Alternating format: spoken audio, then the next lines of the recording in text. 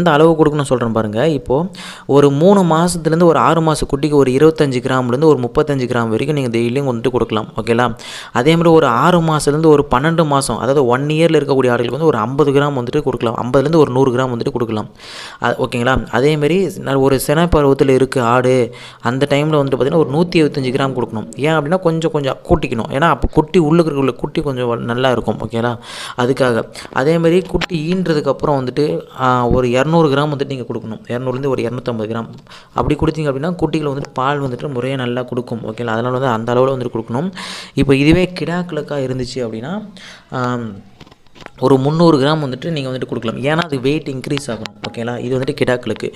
ஓகேங்களா? உங்களுக்கு புரிஞ்சிருக்கும் நினைக்கிறேன். இதுதான் வந்துட்டு பார்த்தீங்கன்னா அதாவது ஒரு 3 மாதத்துலேருந்து கடைசியாக ஒரு 1 இயர் வரைக்கும் கொடுக்கக்கூடிய அடர் தீவன கலவை. இது எப்படி கொடுக்கணும் அப்படின்னா, இப்போ நீங்கள் அந்த சொன்னீங்கல்ல அந்த அளவு எடுக்கிற அளவை அப்படியே என்ன பண்ணணும், தண்ணி போட்டு